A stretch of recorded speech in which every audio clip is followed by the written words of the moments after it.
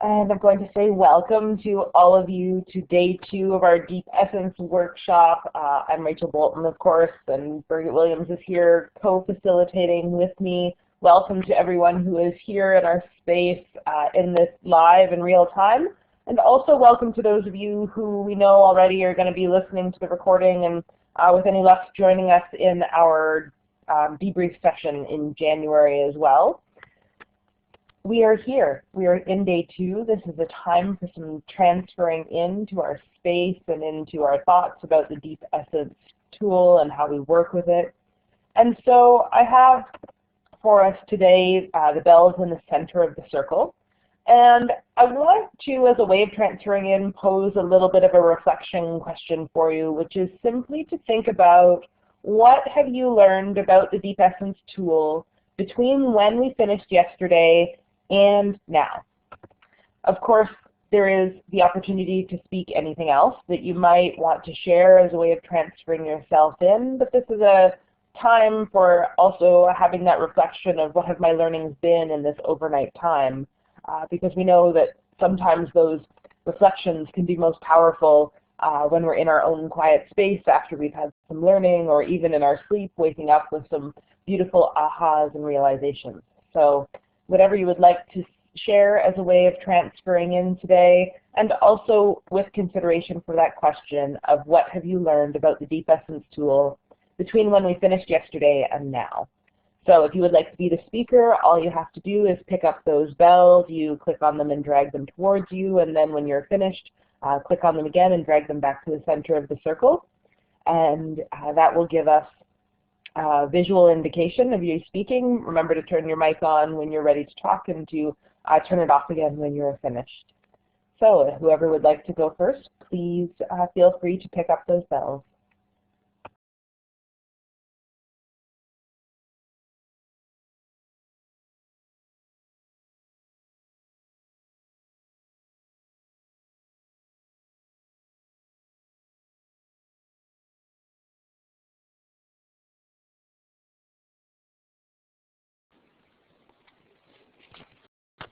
Yeah, this is Hege speaking.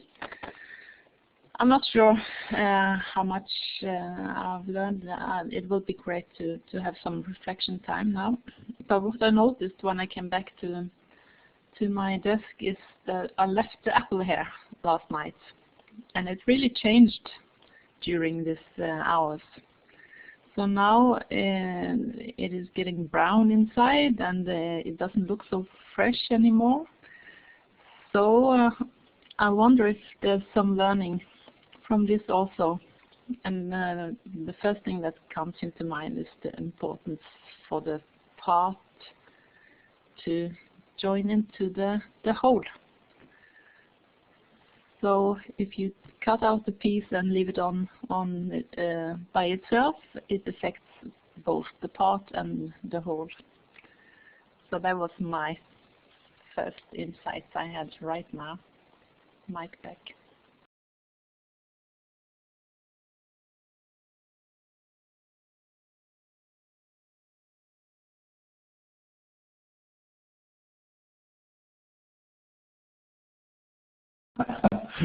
Okay. Can you hear me? Hello? Yes, we can. Okay. Does it sound good? Because my voice is a little bit. Okay. Andreas, we had last night the full moon. It was like 11 when I was getting from the desk in the night, and it took me like at least 3 hours to to get a little bit rest at 2 o'clock because there was so much, so much pushing ideas from the circle, still integrating, and looking forward to see what's happening today. That's it. I'm fine. It's 3 o'clock in the afternoon here.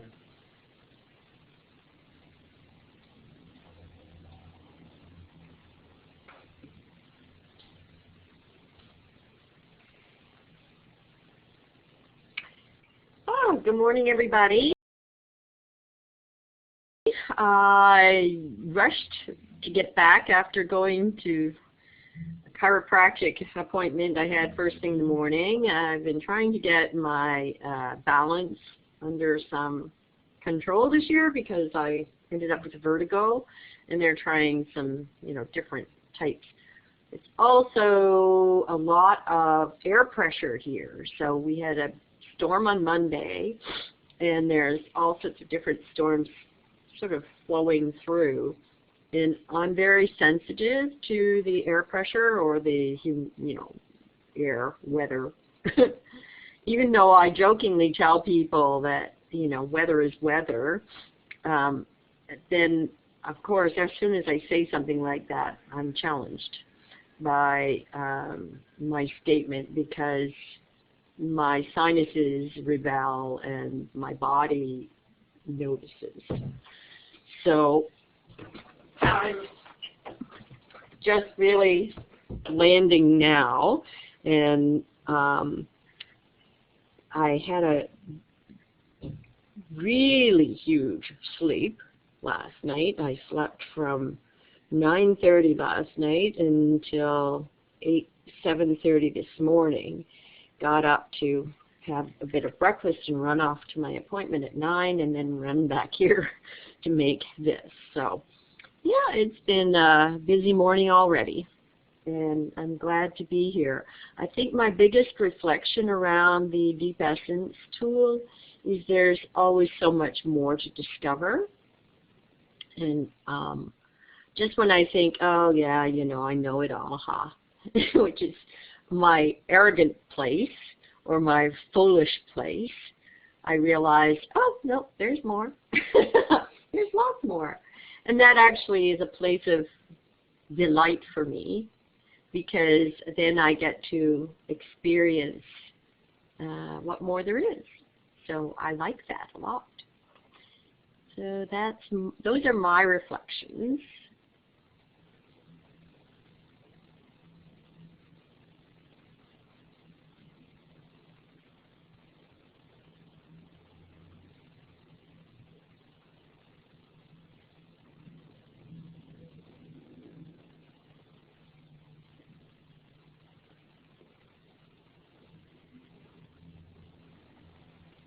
Morning. I had partial sleep, I would say. I describe it as that, and I don't know if the Deep Essence tool visited me during the night, but I was really taken with the apple exercise yesterday, and glad that I chose to look at the exercise also as something very straightforward. And I got a lot out of it. I realized that in my inquiry to see, or my approach to see the apple as a snack, and to see the purpose as snacking, that I got a lot out of the different levels, that all of a sudden values and assumptions and structure and behaviors in action reveal themselves to me in a very straightforward way, and as well as spirit. And so without going into the details of that process, I want to thank the ideators of the apple, using the apple for that, because I think I saw something in the tool that I hadn't seen before. And I'll put that in the circle. I have no idea at this point, but one hypothesis that's in my mind right now is whether this tool somehow is perhaps over-intellectualized. Maybe we put, or somehow it's intimidating to both the client and to us in some way, that if we can strip it down to its core essence, that maybe that's the key.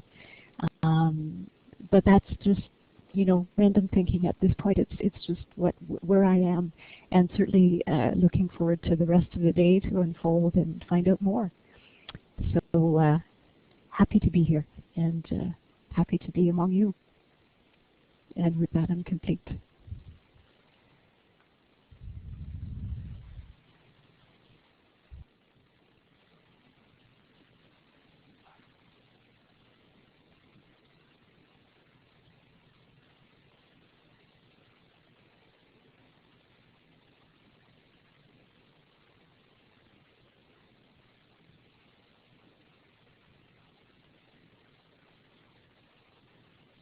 I are both reaching for the bells at the same time, so this sitting next to each other is becoming quite funny. So I'll go ahead and just simply to say that last evening I was at a session with a group I attend, and one of the participants was interested in some of the stories of the people in the group. And she said, so in life, what was your best time? And the word best was on there. And of course, that question was too difficult for me because I discovered Nana's coming in, so somebody needs to move themselves a bit so she can fit into the circle, please. Thomas, you can come closer to me. That's okay, too. Oh, you went to Andreas.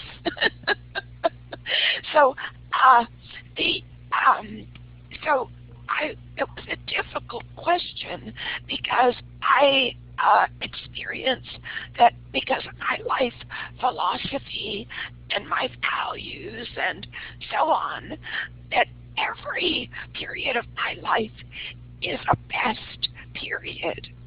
So it was not so easy to answer, and when I answered in that way, she didn't know what to do with that answer because she wanted it to be more specific. And I said, anyway, I gave her an example of why it couldn't be more specific. And it was like, okay, she would think about that. And then when it was her turn to answer her own question, she answered a different question, which was the question, oh, the happiest day of my life was such and such. And I watched this with great interest in relation to the workshop we had been in together yesterday, because I thought about how important it is to really test our question and get it to be the right question when we ask someone to go so deeply inside. And then this change of question that she did partway through the exercise, where she did not understand her own question sufficiently, was very fascinating. And I thought, we've got to be so careful with the question and to think about it ahead of time, to give it a lot of thought, and that is where such a significant part of our work comes in. Now, just to continue with my story of last night, I didn't challenge or anything. I was just sitting with a new story of, oh, this is so interesting. And because of my life philosophy, I believed that example happened last night just personally for me to teach me what I needed to focus on the most about this Deep Essence tool, and that is to get the questions just right. So thank you, and it's great to see all of you.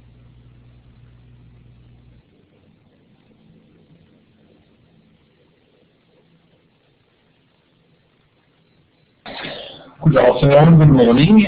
Thomas here. I have been reflecting a little bit about this with assumptions compared to stories. What's the difference? What's the similarity? Are stories maybe assumptions that have been materialized and manifested somehow? And since I explored a bit about assumptions, I noticed that almost everything is assumptions. And then I guess we make stories around those assumptions. So that was some of the reflections I did. And I also still enjoy the notion of that we so much of our work is collecting stories and making stories visible and working with stories. So I will be more conscious, and I am more conscious about that.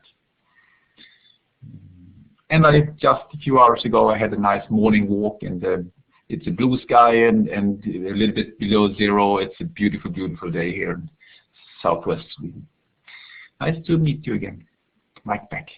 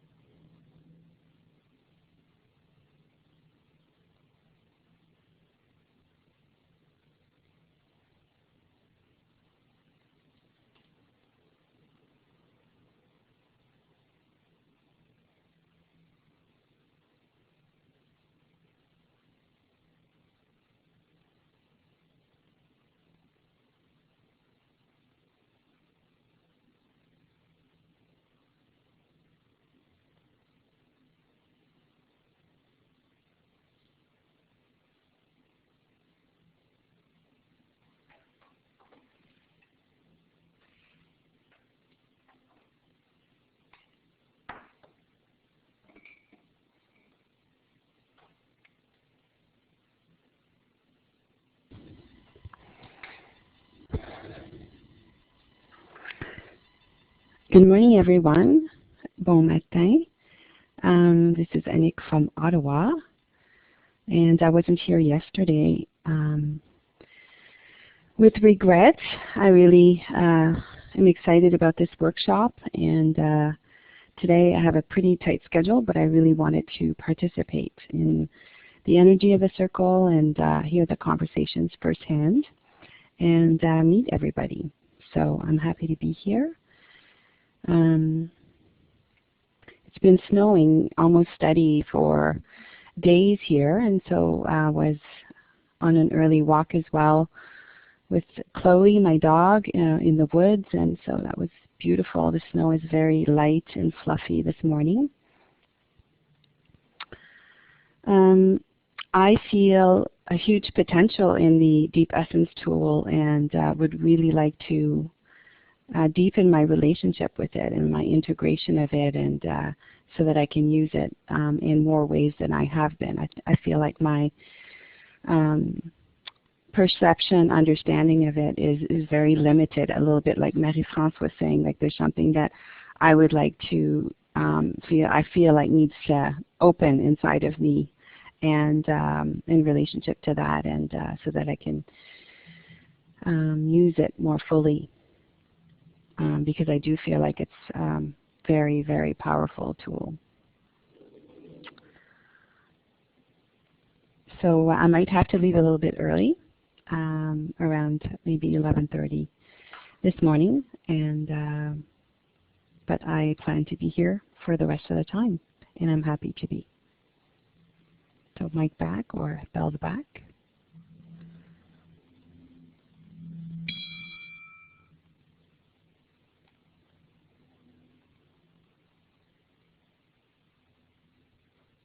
I started the day working on a concept for a vision workshop of a client of mine.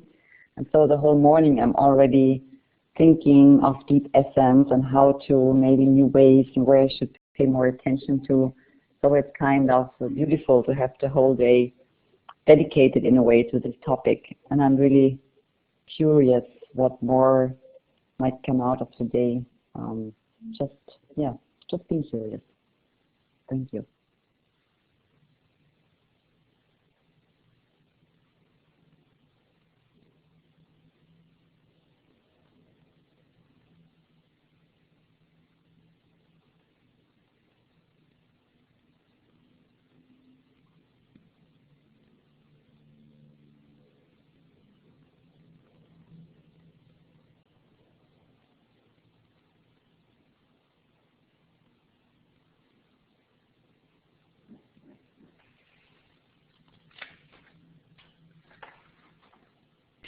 Good morning, everyone. So my thoughts about the tool and my reflections overnight are, I'm always amazed at the many different ways and angles you can come at using the tools and how deeply they can be used. So I think that's kind of the thing that just gets me. I always think that that there's a lot of information, a lot of teaching that's done, and sometimes I only pick up on sort of what's floating on the top. It takes a while for all of that to sink in. So that's all still sinking in for me. And I did. Birgit was talking about getting the question just right, and that's always a big thing of concern for me. Is exactly what is it that I'm trying to elicit? What am I getting at, and what's the question that gets me there and gets the group there the best? So good morning to all of you from Arkansas. It's a gray, cold day here, and so I'm glad to be in the warmth of this circle.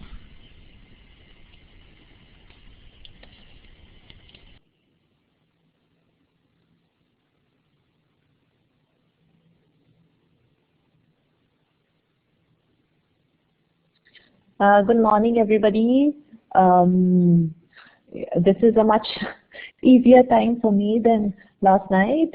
I tried very hard to stay up and be fully present, but sleep got hold of me, as Birgit rightly predicted. But I was able to go through the whole recording earlier today, and I feel quite excited to be up to speed on what all happened. And I mean, since the time I finished going through the first day, I'm still with the thought of how, we discussed the story in such depth, and I had never thought of, the story from even the way we start the transfer in, the hopes and fears. So it was nice to see that all that is part of the story. And the question I'm sitting with right now is, I think somebody also shared that at some point, was, is there a certain form of the story? Like a story has a beginning, an end, there's a hero, there is a villain. So I'm right now thinking of, when we say we want to elicit stories, then what is the form we would like those stories to be in, without necessarily controlling for the content, but just in terms of the form. So I sit with that question right now, and I'm looking forward to the rest of the workshop with all of you.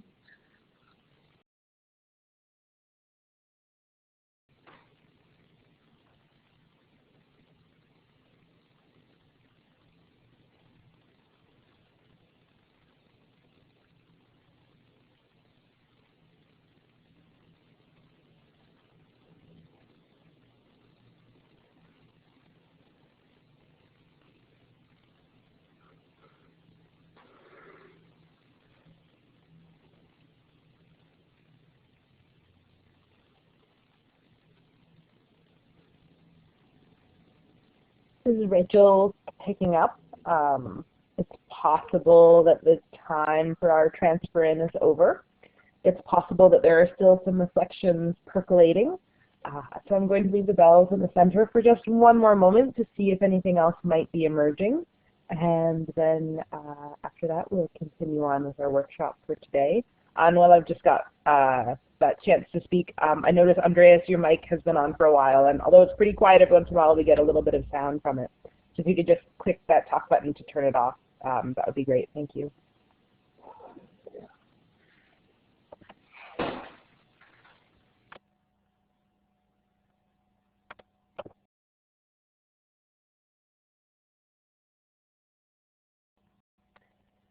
Okay, I'm going to declare that our time for the gathering and for the transferring in is complete for today, and I'm going to turn it over to Birgit to get us started for the day. Thank you, Rachel, and thank you all for these incredible insights that you shared. Each and every contribution that got made into the circle, as always, was an important teaching. And so as we listen, because it's all story, just as Thomas said, it's all story, but as we listen, we can pick up those nuggets of, oh, here is an important aspect of something or the other for me to pay attention to, or that I'm learning from this time of people sharing the insights.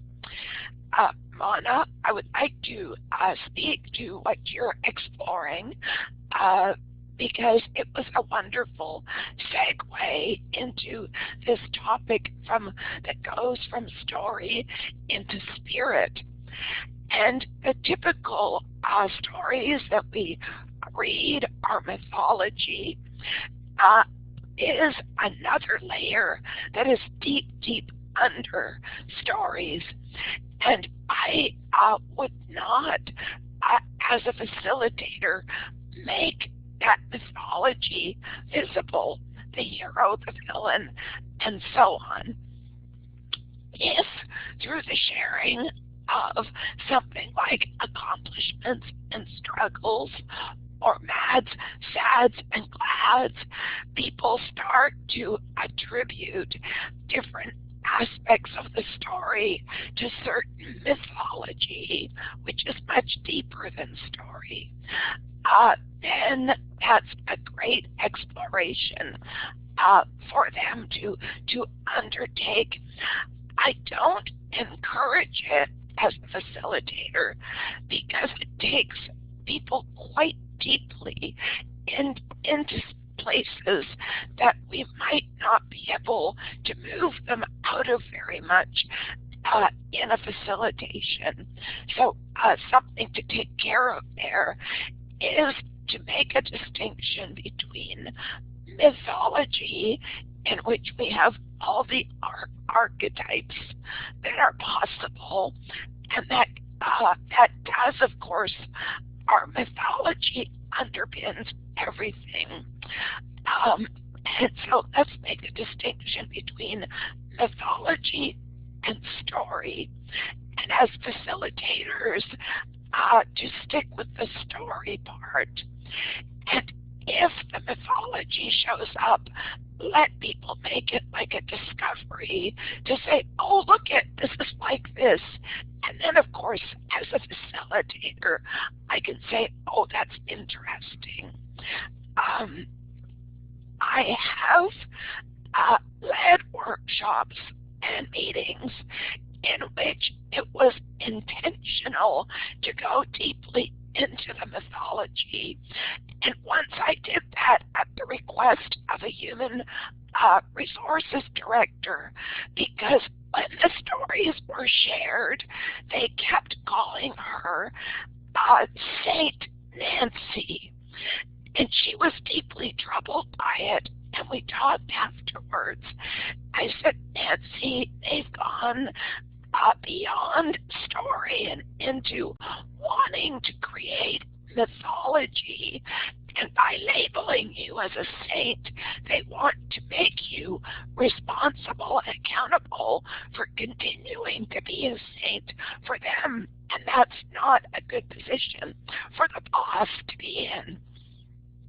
So we then had a deliberate session, the next session, about mythology and the advantages of such roles and such mythology and the disadvantage. And then that cleared the air for her to not have to stay in the box that the people had put her in.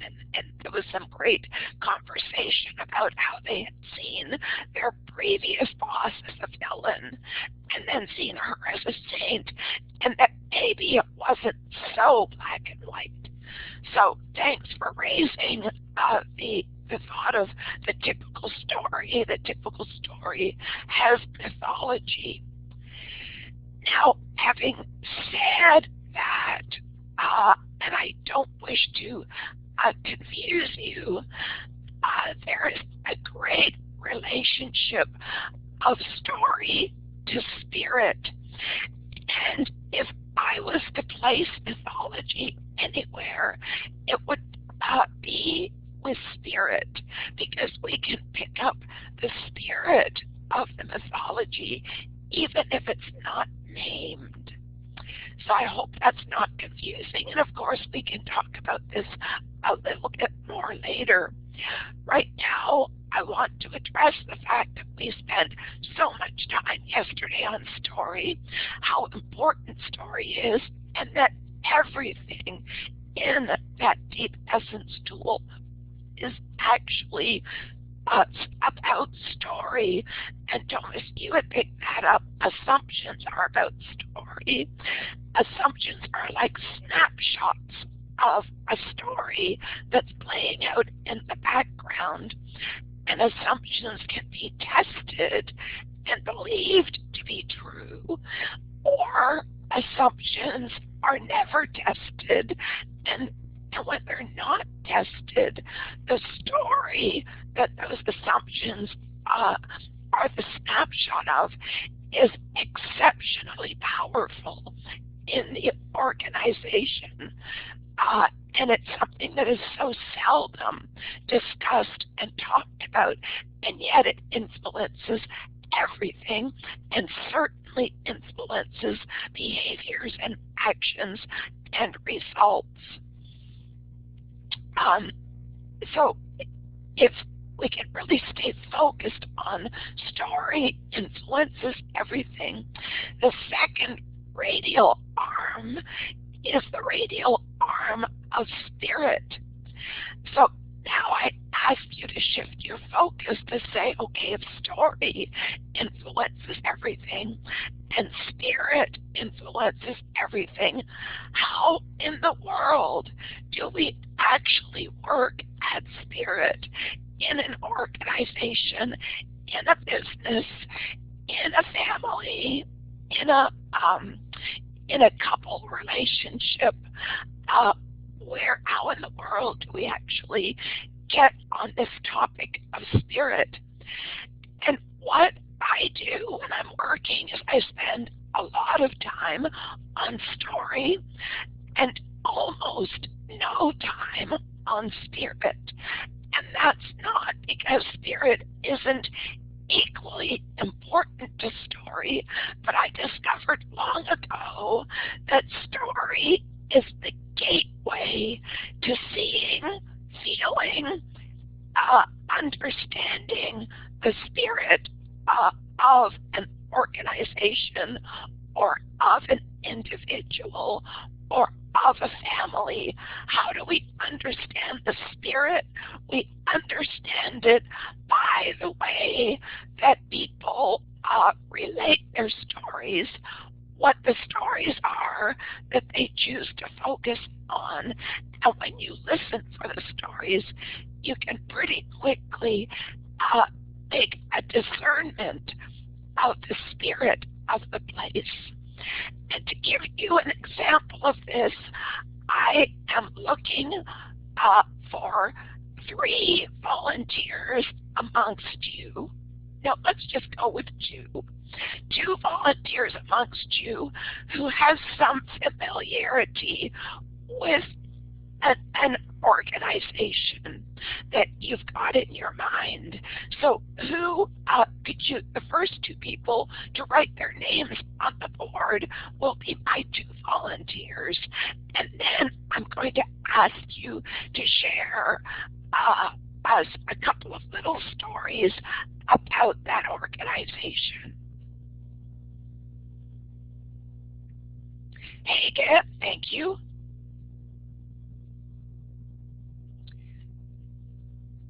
Who else is brave?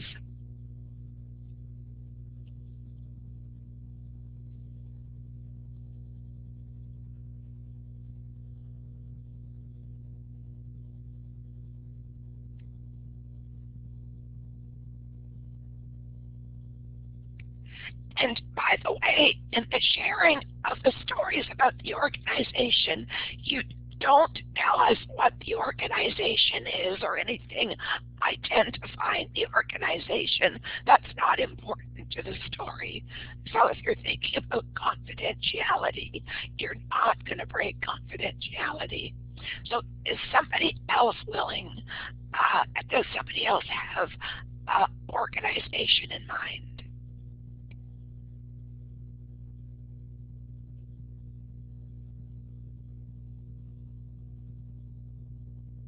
So, Birgit, are you asking us just to tell the story of the organization? No, Michael, I haven't actually given you instructions yet, but maybe that would be helpful. Hege, I just applaud you for being a volunteer without more instructions. That's great.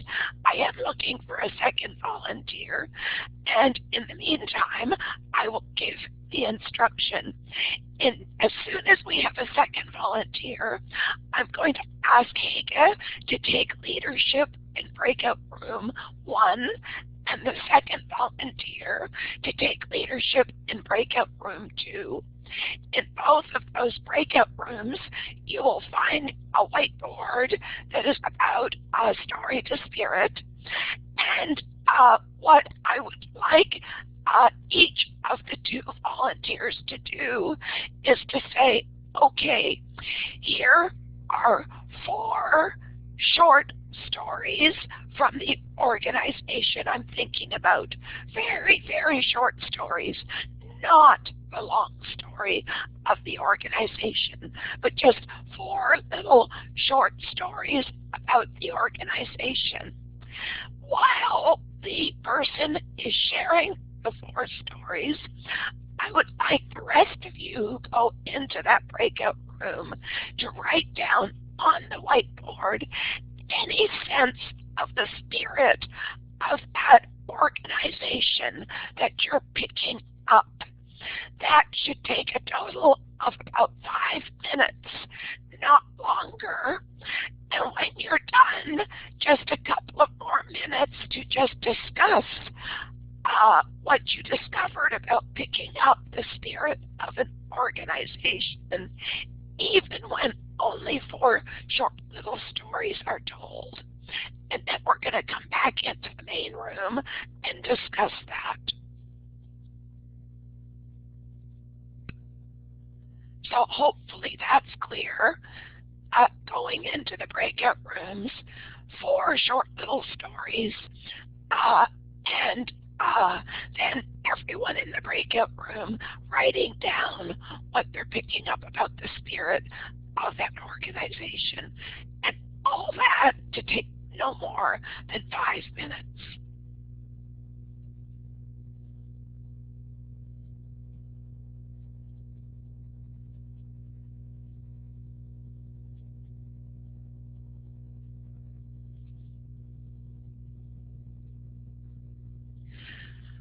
Okay, if there are no, Nancy wanted to take a go at that. They've got to be extremely short little vignettes without much background.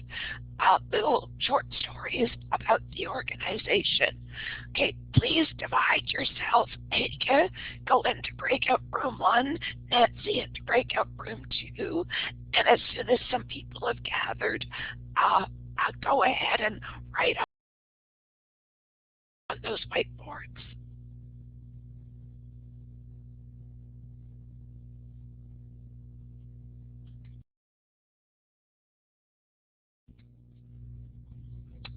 You are welcome back into the main room, into the collective circle.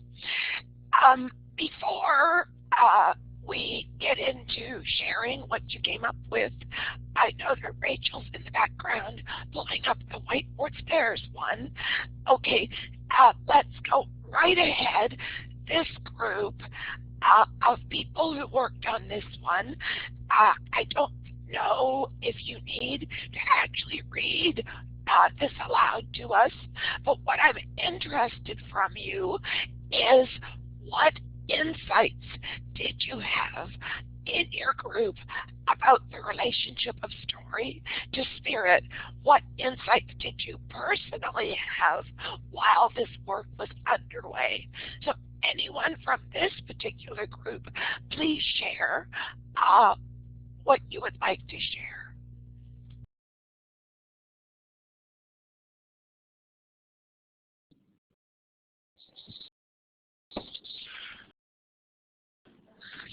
Thanks, Nancy, for taking the lead to share your story.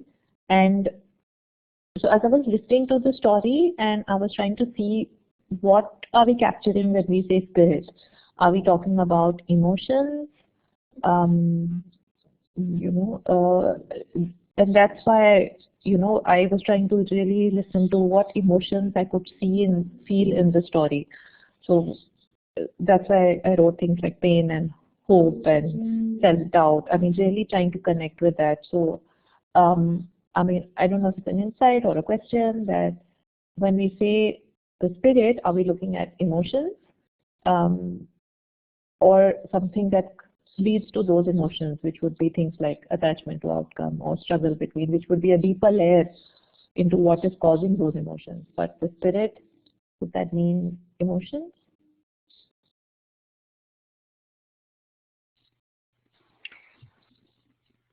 So it's very interesting because I kind of tried to stay at the very high level of the stories and the story, and yet this particular organization has gone through 10 or 11 years of deep change. And so, of course, emotions are a part of it, and it wasn't just one group of people, it was several groups of people, and there was loss and there was gain. So there was an interesting constant, and it wasn't about right or wrong, and sometimes it was about attachment to outcome. It definitely was about, assumptions, what's going on, and every time it was very interesting because we were lucky to have excellent leadership, and every time it was how each change was met and how each change took us to a different level of understanding and a different more hopeful place. But it wasn't without struggle, and it wasn't without the doubt and the pain and the suffering. But those things we didn't stay long in those places. So it was very interesting to watch this process, and that's all I'm going to say. I didn't get into this actual story of what it was. I could do that. Okay, Nancy, thank you. I think that for the purpose of what we're doing, we don't need the fuller story. It was simply to attempt to capture some of the words that people were picking up as the short stories were told. So is there anyone else from this group with any insights you want to share for now?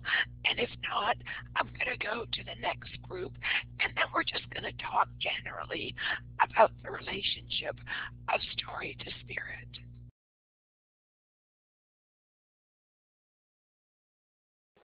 Thomas grabbing the mic. I just want to say that I thought it was an interesting feeling to just have a few stories shared, and then from that I think a lot of these interpretations kind of just emerged from somewhere. I don't know from where, but I got kind of a feeling for the organization, even though I didn't know much about it. Mike back.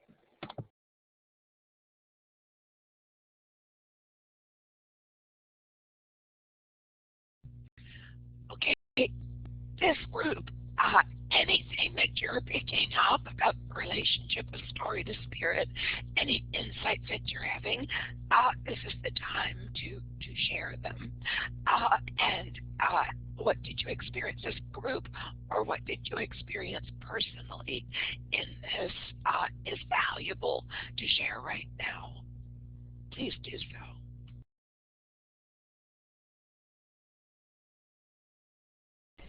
one of the things that I observed about in our group about these stories is that I can't think of a better word, but to say that spirit can be complicated. For example, in the stories we were told, there was a spirit of pride and accomplishment, but there was also a sense of lostness and confusion, and that we're in a survival mode. So it's very interesting to think about that kind of spirit, which is sometimes seems to be in opposition to each other, or hard to merge or get to work together, and yet both of those things were present in these stories.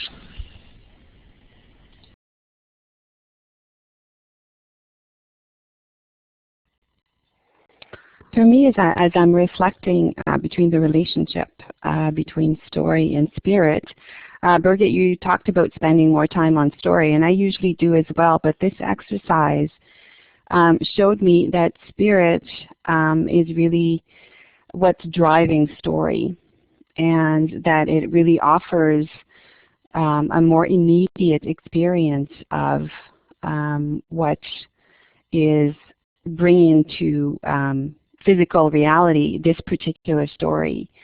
And also in our group, it brought into focus maybe a part of spirit that is used to be more present in the reality of the organization, but that may have gotten lost. And I was thinking by focusing on just the story, the immediate story, that might get lost. So I thought that it was really useful to, it's kind of like distilled experience of the organization, or I would say what's like most meaningful underneath the story, what drives the story, and also what wants to be expressed, maybe that is not through this particular story, because the strategies might not be aligned with the spirit that wants to be expressed. So I really enjoyed that, and for me it was an insight that this is a really important part of the exploration, and I think it can be very powerful. So thank you.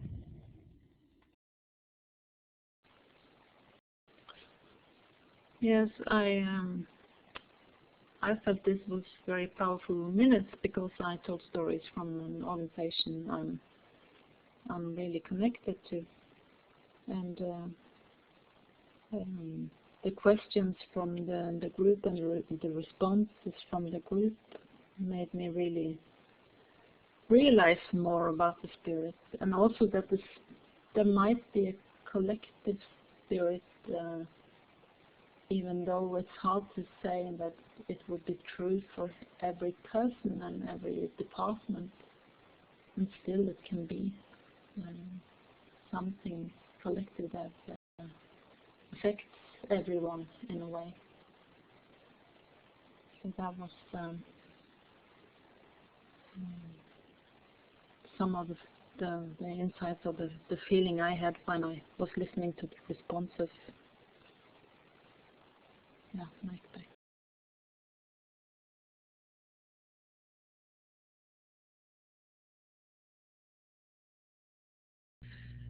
Thank you all, and thank you, Nancy and Hege, for your willingness to volunteer to take a lead in sharing those short stories. As we share some more insights about the relationship of story to spirit, and also the great importance of working with the spirit of an organization. Please feel free to write anything you want on this whiteboard, because it becomes part of the documentation that you will have after the workshop. But what I wanted to address first is I find it very challenging in an organization to just talk about spirit without first talking story and focusing on story and telling stories. If I know that we need to focus on spirit a lot, Anik, I'm thinking about what you were just saying, then what I do is do an exercise to just say to people in a circle, okay, tell me, anyone, a quick story of what comes to mind about this organization. And I wait until we've gotten 4 to 6 volunteers that have just given these little short stories. And then I would go to a flip chart and say, okay, folks, you've heard these 4 to 6 short stories. What are the words that come to mind when you're listening to those stories? And they would give me words very similar to what you did when you were listening. Some of the words are about emotions, some are about something else, and it's all fine. And then I say, okay, these words start to give us some picture of the spirit, the current spirit of this organization.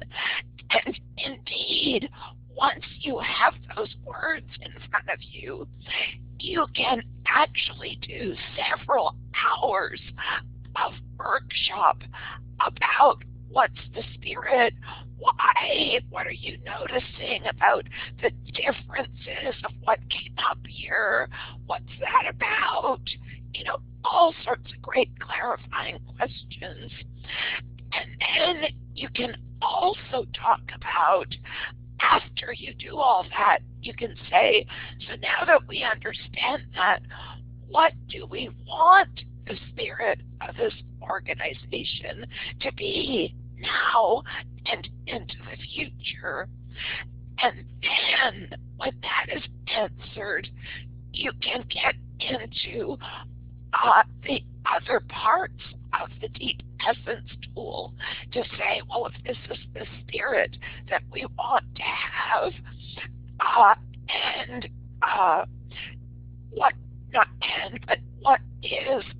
what are the parts that we need to have building blocks to have this possible spirit, and to have a future story, sometimes called a vision, that is a future story that we want to head into. So I hope very much that you are getting a sense of how absolutely important these 2 radial arms are.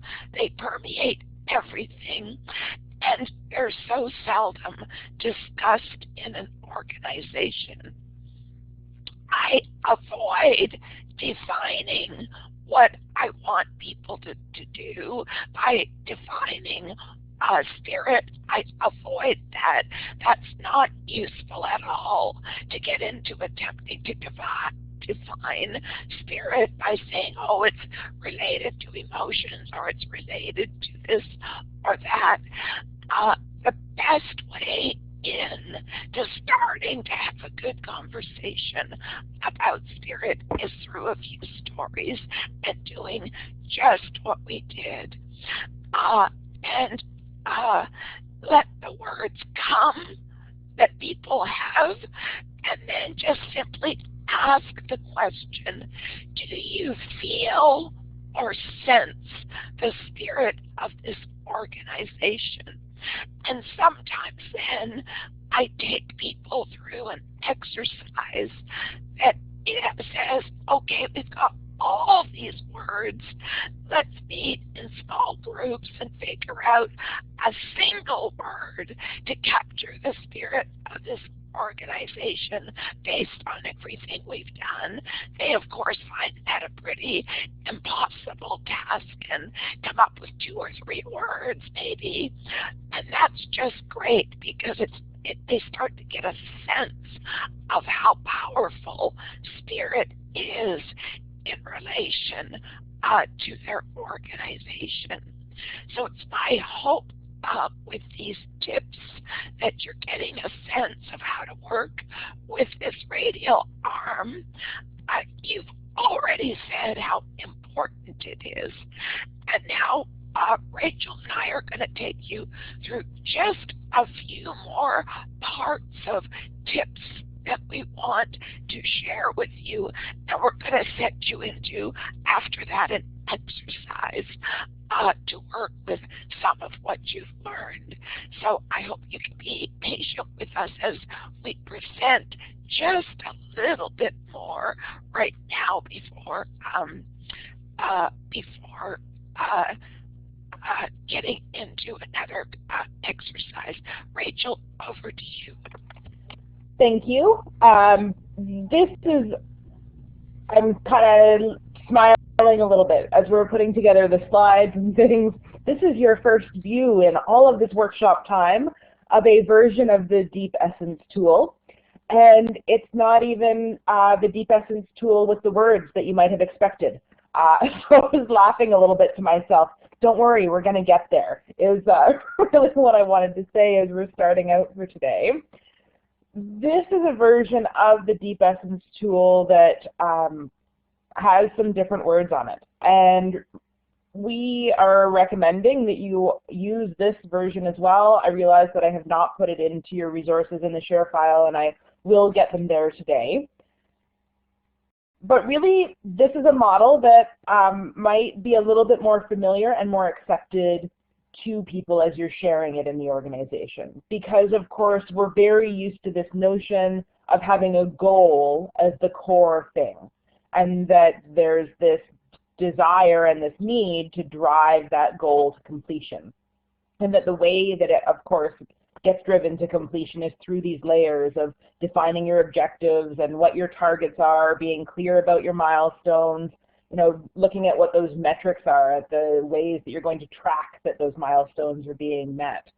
So this is something that we can use as being a more comfortable and familiar tool when we're working with people within organizations. Because it makes sense, right? This is a logical progress of how you're going to reach a goal. Unfortunately, it's also limited because it's limited in relation to what needs to be considered to get results. It's just those very, right, goal-oriented, driven tasks. It doesn't take into account people, story, spirit, any of those things in the same way that the Deep Essence model does. So it is a tool that is limited in that way. Now, even despite this limitation, using this can be a key ingredient to assist people in changing. And because what you're doing is kind of meeting them where they are by using this model, even though you understand as you are coming in as the consultant or coach or whatever it might be, that the potential of what they can be looking at and achieving can be so much bigger. So we're recommending in a process of working with this Deep Essence model that you consider starting with this version and acknowledging that this process of driving goals to completion has served them well and is a process that can continue to serve well, because at the end of the day we do need to be achieving things, and this is a way of doing it. So just kind of being clear that it can work for them and that they can also increase their results oriented to all of their success by expanding their perspective of all of the things that need to be discussed and need to be, brought into the awareness of the organization. So this is simply the model in that way that we're going to introduce to you. And as I'm talking, I'm also realizing that over the next couple of slides, if there's anything that you have as a question in the next little while, I just saw Amanda going, oh, I'm confused. Please put up your hand. That will also give us that ding so that we know that you have something going on, as well as the visual signal, so that we can pause and address any of those questions over these next few slides until we do break out into our next learning conversations. So Manna, I just wanted to kind of turn it over to you to see if you could share a little bit about what it is you're finding that you're confused over or have some questions around. No, just this particular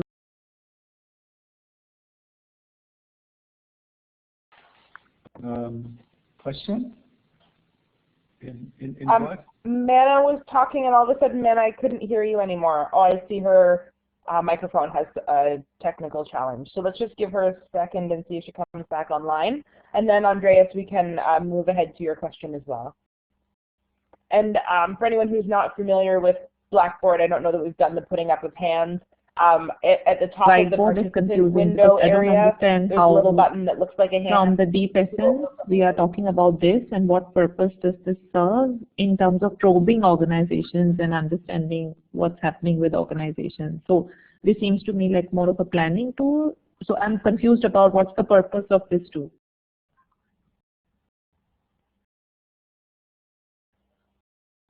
Manna, could you just reiterate all of that? The beginning part of what you were saying was cut off, and I just want to be sure we're understanding you correctly.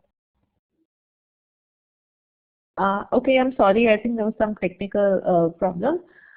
So what I'm confused about is the purpose of this this version of the tool, because it somehow, because Deep Essence is supposed to help us probe what's happening with organizations and understand organizations.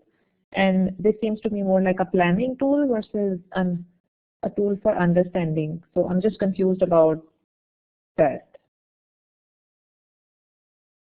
The beauty of the Deep Essence tool is that it has lots of different applications. And so one of those applications, of course, is understanding organizations more deeply, and we've kind of been diving into that, particularly in the conversation about story and spirit. And it can also be used in many other applications as well. So we're going to be talking about those a little bit later today. We're offering this one now. I'm going to speak from my perspective, and then I'm going to invite Birgit to add on to that as well. This is what people expect in organizations from consultants, from their work processes. In so many ways, we're oriented, particularly in the North American culture, though certainly in other cultures as well, that you need to be always driving goals to completion. That is the sort of, like, almost in some organizations, the sole focus of what is successful. And so by using this model as an introductory level, you're able to start getting people seeing kind of the different layers and some of those other things. And Birgit, I'm going to turn it over to you to add to that, because I'm sure you have some other words of wisdom to add about this. Yes, and it's unfortunate that Manna, who asked the question, isn't able to hear right now, but I hope it picks up in the recording later. We are not advocating that you actually work from this version of this.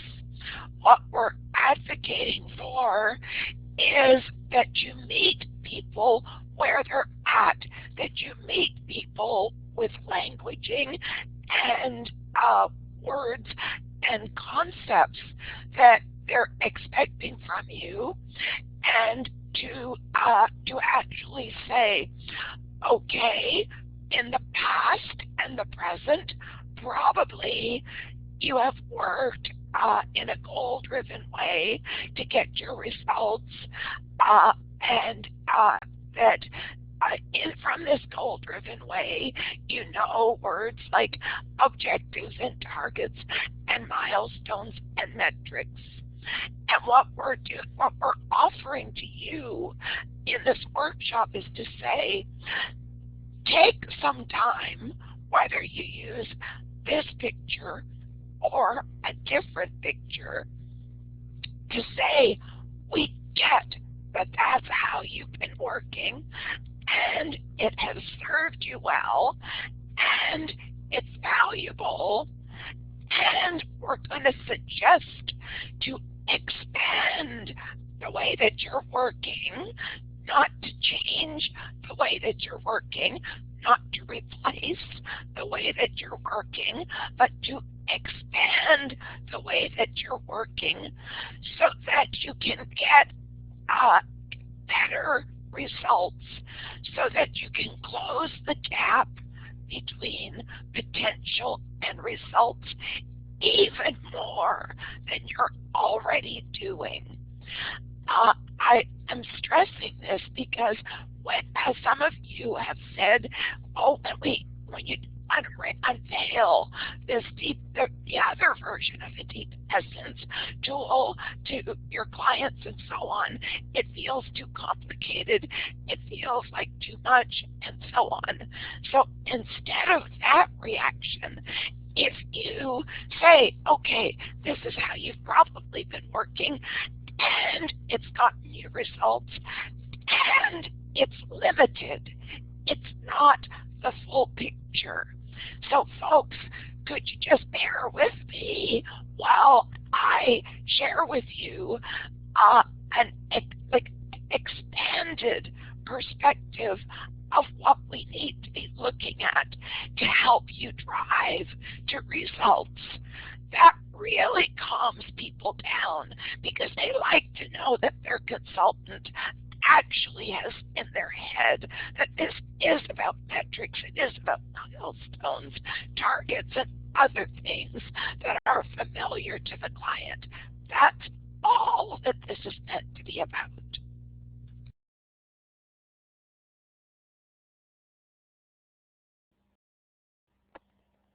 Okay, thank you. I think Andreas also had a question, so I'm just going to pause for that one as well. Andreas, did you still have something you wanted to ask or say? I was just asking me, in what situation should I use this?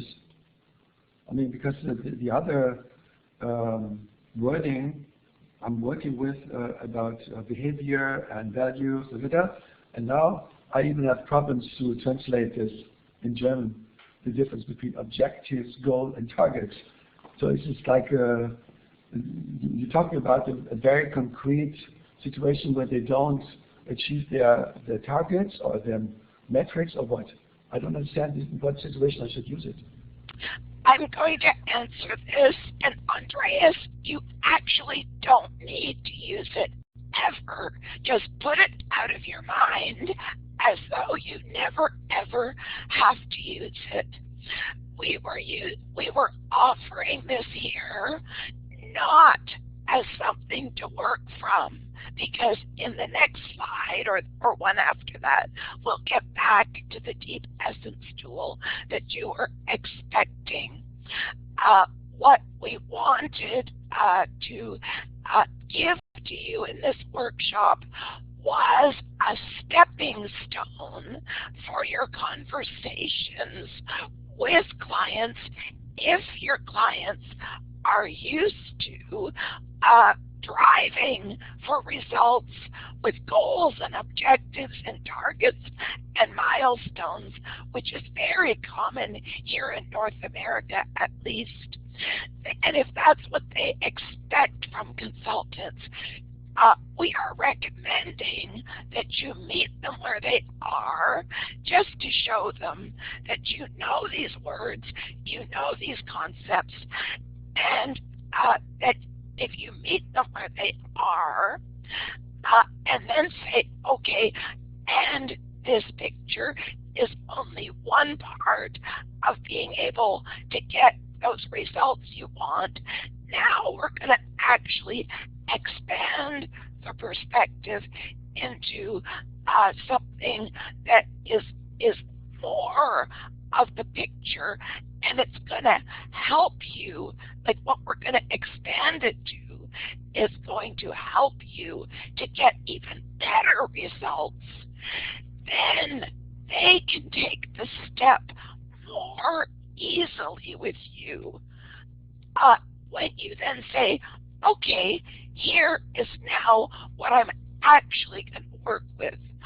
I'm not ignoring the fact that you want to have goals and objectives and metrics, but that is only one part of the picture. So this one, Andreas, is what you're actually going to work with. The other one was intended to help you as consultants if you're faced with difficulty in the conversation when you present this. You might want to do what we do in our work, which is to go back, meet them where they are with language that they're used to, and say, okay, you've been working with this, now we can take you to an expanded perspective so you can get even better results, and then introduce the Deep Essence tool that we work with.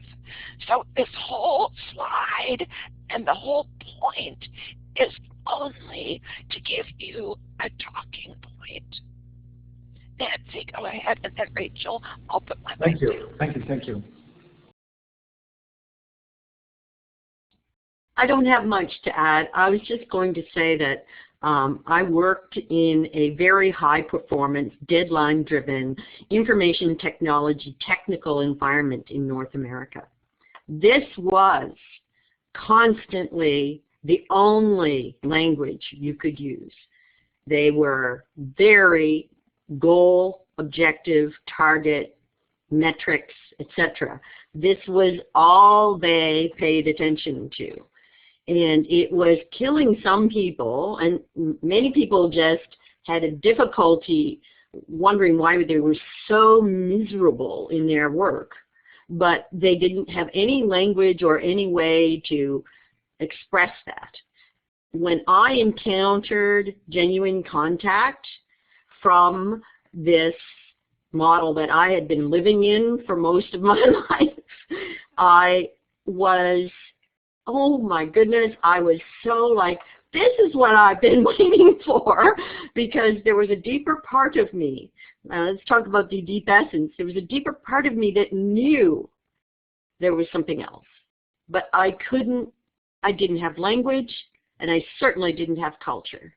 And so it was very interesting to be able to, with Birgit's incredible,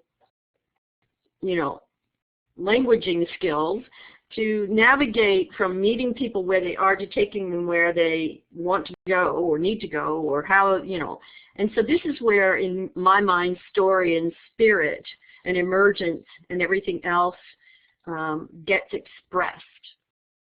And that's all I'm going to say.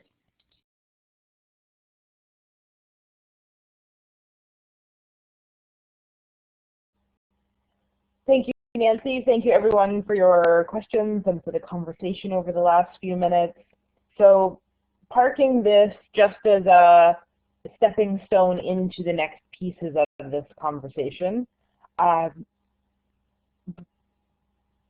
We've been talking about this, and we've got it up here on the slides for you now. It's simply just about showing them this familiar model so that you are acknowledging that those things are important and can continue to work for them, and also that they can increase their results-oriented success by expanding the perspective of what is needed to be discussed.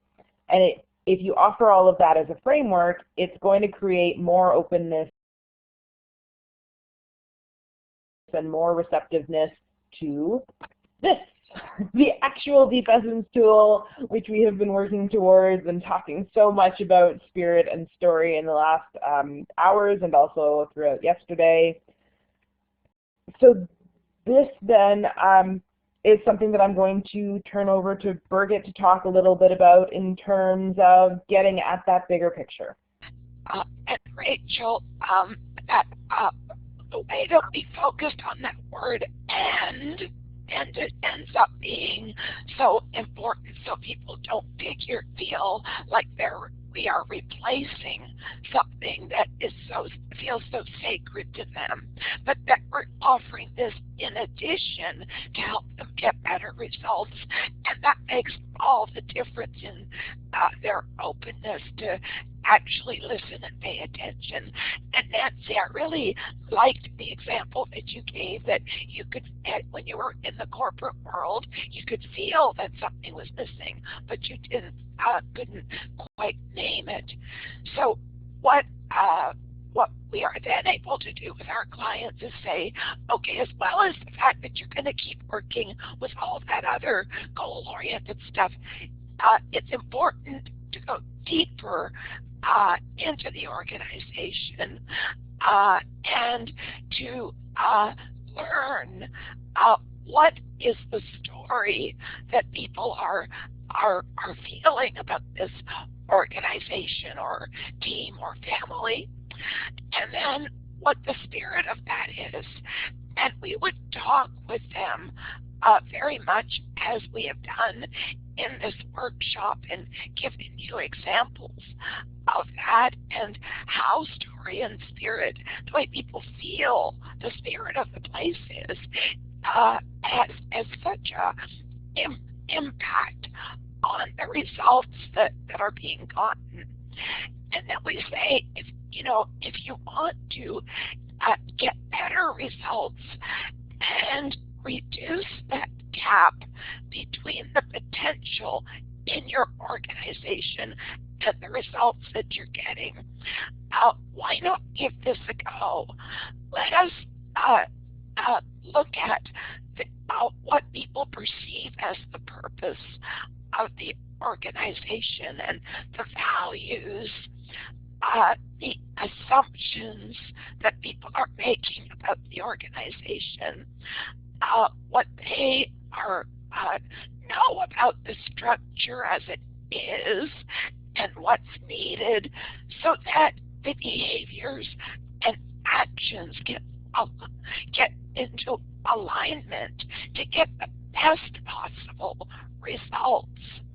So at that point, that doesn't necessarily feel too scary. Hopefully, it's different.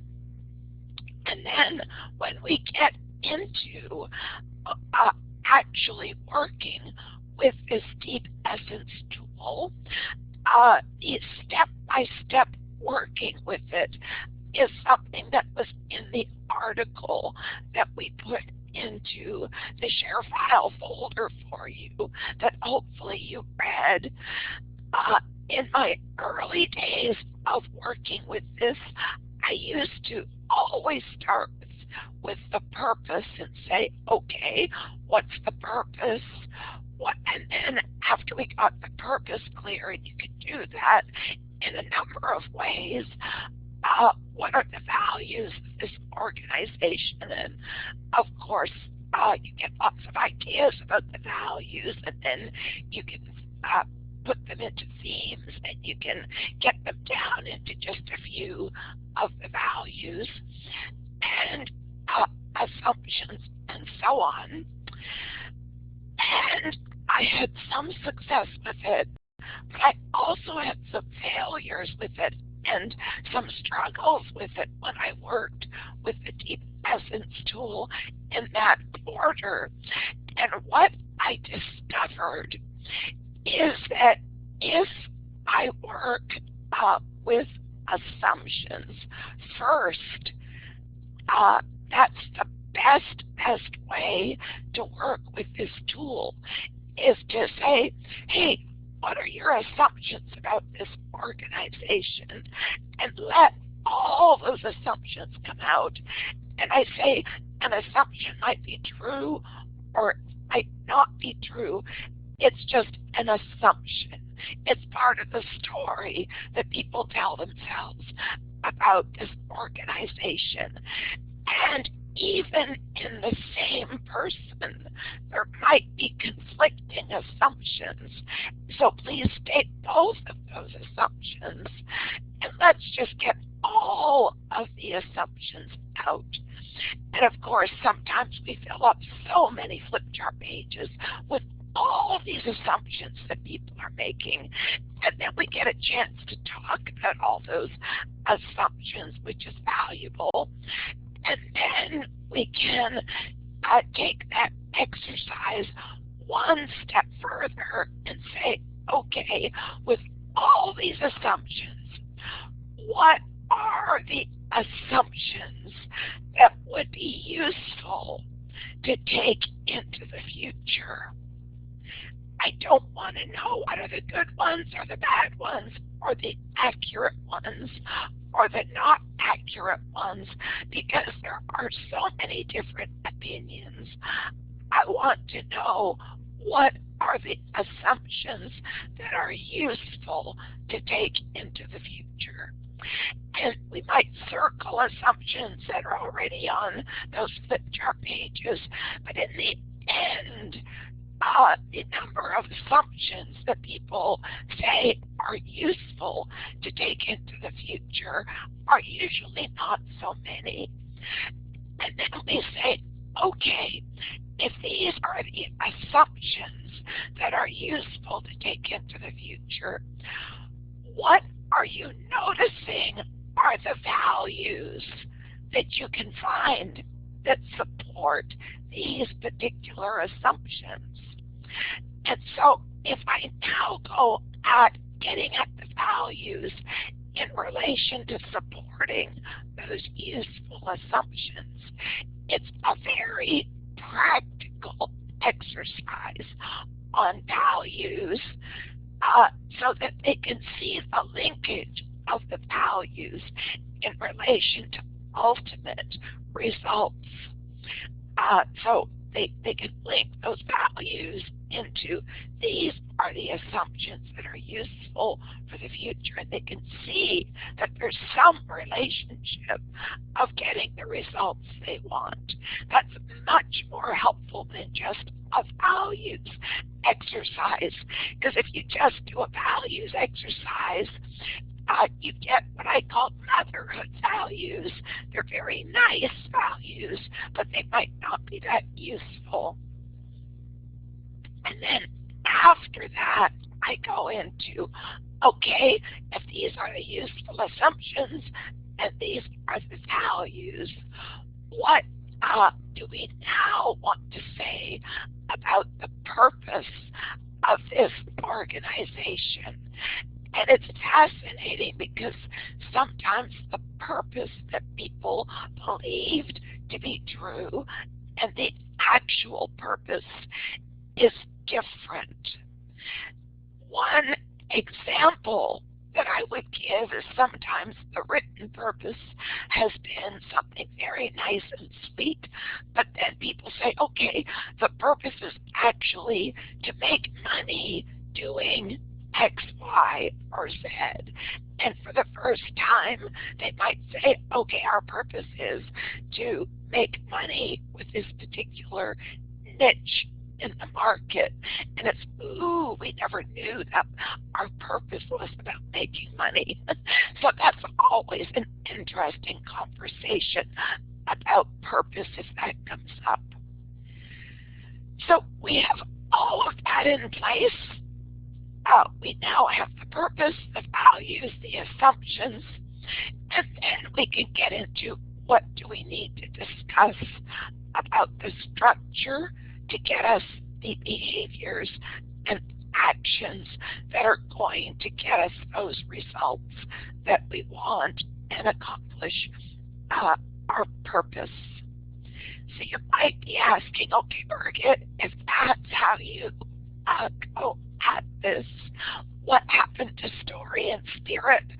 So now I want to back up and say, okay, I led you through all of that, but in truth, I like to start with those capturing the story through the transfer in, through the hopes and fears, and through a story exercise. Often I use what are the sads, glads, and mads of your past and present stories of this organization. And then I go into an exercise based on those stories. What is the spirit of this organization? So that we have all of that visible as we're working with assumptions and values and purpose and structure and behaviors and actions. So this is an overview of how I work with this. And we want to offer you a peek behind the curtain. So Rachel, I'll just go ahead with this and say it's not enough to just work with the Deep Essence tool. A peek behind the curtain in what's going on inside of me as a consultant comes from this knowledge of the medicine wheel that is used cross-culturally around the world as a great tool of looking at the whole person. So what's going on in me the whole time that I'm working with the Deep Essence tool is I'm paying attention. Am I doing this in a way that brings forward the mental consciousness of the people in the group, the mental intelligence? Am I doing this in a way that brings up the emotional intelligence of the people in the room? Am I bringing this up in a way that brings forward the spiritual intelligence, which could be translated into creativity and intuition?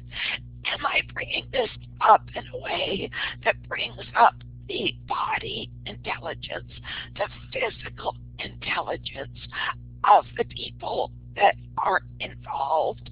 And this becomes so important in organizations that are so used to just being in their mental intelligence.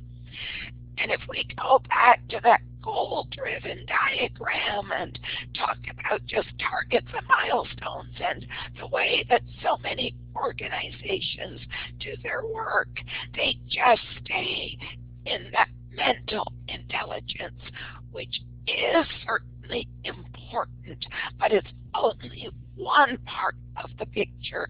We need to capture the emotional, spiritual, and body intelligence just best that we can as we're working with the Deep Essence tool. Simone, please go ahead. Birgit, I just have a question. You just said you like to invite the body intelligence. How do you do this in a classical organizational environment? I think it's not that easy, what you just said. It's correct.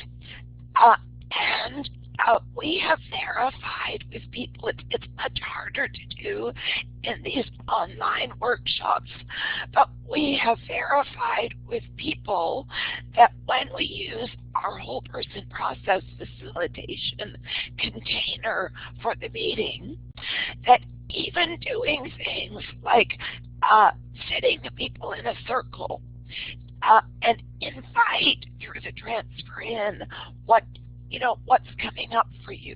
What are your hopes and fears, which relates to so much intelligence, and then letting people go off into small groups and make the movement of coming back into the big groups.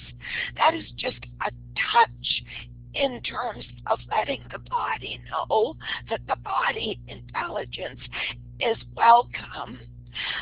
And what happens is that people themselves in the small groups and in the big group, start to do things like saying, okay, here's how I'm feeling about something, and I want to introduce this word feeling.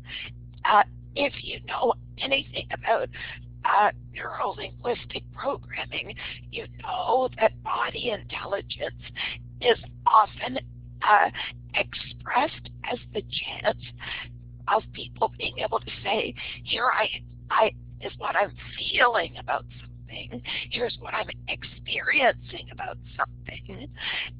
And the word feeling is different than the word feelings, which refers to emotions. So I'm feeling something, I'm expressing something, I'm experiencing something. So we start ourselves as consultants, facilitators, to make sure we're using those kinds of words and inviting that kind of intelligence, not just what are you thinking. So those are just little things, Simone, that are absolutely fine in a corporate setting. And of course, in some of the settings that we work in, we can actually do stretches and meditations and other things to get into that body intelligence. But we don't have to do all of that to at least start getting some of that body intelligence in.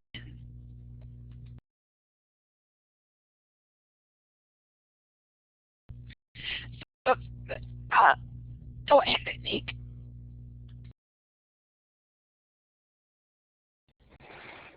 I just wanted to share an insight that I had as we were exploring this. There's a lot of talk about, culture change, and it's really something that's intangible. People know that it's there, but it's really hard to access. And I was just thinking that working through the Deep Essence tool will support people in getting to identify, what the culture is, which is, the story and the spirit and the assumptions, and then, to have that process of seeing, what part of this culture is useful to us in achieving our purpose, and what do we want to leave behind, and to, restory to support the purpose, and to actually align, the first version of the Deep Essence that you showed, so that we are able to, as you say, reduce the gap between potential and results. So, I thought that was the first time I think of it that way, and that's very useful because that's a word that's going around a lot in organizations, culture, and I haven't seen a lot of really concrete processes to access that and link it to results. So I thought that was really useful, and I'm excited. Thank you. Great insight, Anik, and I have found that the word culture to do with organizations is quite misunderstood. Culture change is a phrase that is is misunderstood. People are seeking something, and when I get into that topic, I know, and from my own studies and background, that what we're really working from are those two radial arms in the Deep Essence tool of spirit and story, and making choices for what's the future story that is underneath culture, what they're referring to as culture and culture change. You absolutely great insight, and this work is actually deeper below the surface of culture change that helps culture change to take place. So, and it doesn't need to be so super complicated as a big culture change process. Great. Okay, we're going to move you through just one more look at what you need to be paying attention to when you're working with the Deep Essence tool, and then we'll break you into small groups for a shorter time than we intended, but it'll give you a chance to do some talking about what your insights are. Rachel, over to you. Thank you. Oh, hold on. You might need to take over. My computer's doing something funny. Oh, maybe I'm back. So, of course, in addition to using that medicine wheel and being conscious of the four consciousnesses and the bodies and all of those layers, is also looking at these climate diagrams, which you are likely familiar with, and looking at the pieces, having this level of conversation as well.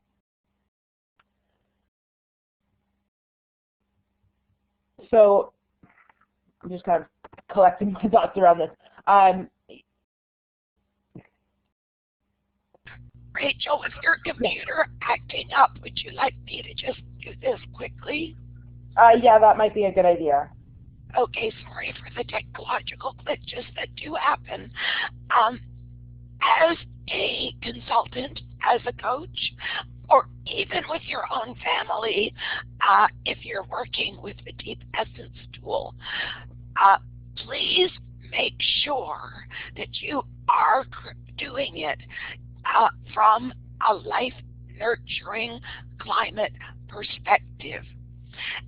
As you are facilitating work with the Deep Essence tool, please focus on the behaviors that you see on the left-hand side of the life nurturing diagram, where you are yourself using techniques in which you are doing listening, understanding, trusting that the group will figure it out, sharing, clarifying, rewarding appropriately. And what I mean by that is avoiding comments like, oh, that's good, or that's bad, or and instead like, wow, that's useful, or that's an important point. And focusing on the process of people understanding rather than rushing them to an outcome. So it is going to take time to pay attention to the process. So as the consultant, you want to be doing that. You want to be avoiding consulting techniques that are up there in the life-depleting environment on the left-hand side, in which you're doing any of those behaviors that you see there. And so, of course, when we facilitate using whole person process facilitation, we really have designed it so that it is life nurturing behaviors from the consultant. And I want to focus just a little bit in the top diagram that causes life depleting feelings in people. If when we cause them to feel ashamed, or feel guilt, or feel judged for how they have been looking at things, or the fact that they haven't used this Deep Essence tool in the past. They might feel quite ashamed that they didn't think of these things beforehand. And so you have to be so careful to say what you've done has gotten you to this point just fine. It's just fine. All is fine. And now you're just going to take it to that next layer, that next expansion of being able to get into the results that you want. So I wanted to stress that. Make sure you are offering this in a life-nurturing way, and use a container so that they can feel that they're in a life-nurturing way of looking at this, and encourage them to have those life-nurturing behaviors with each other as they're exploring this.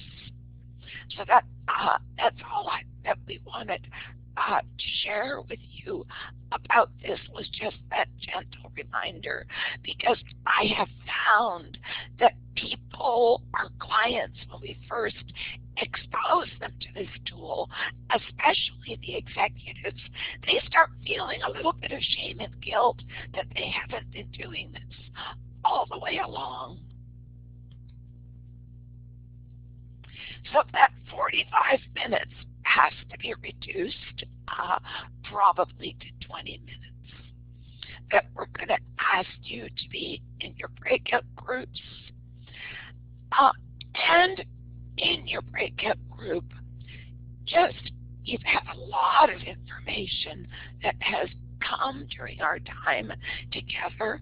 Please just discuss various strategies for using the Deep Essence tool with groups and reach some conclusions about what you want to do when you work with this tool. And you don't need to be in agreement with each other about these conclusions.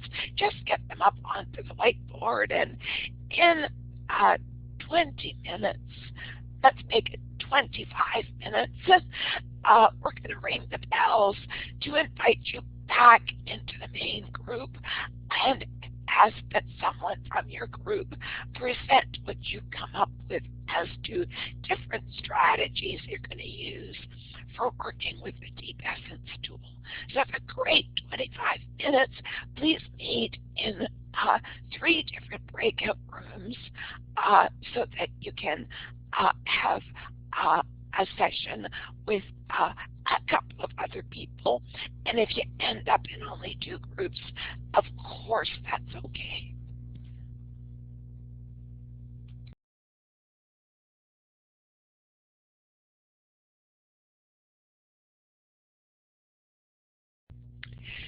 You are welcome back into the collective circle, and we do apologize that that was rather a short time for that conversation, and yet that's the way that it worked out.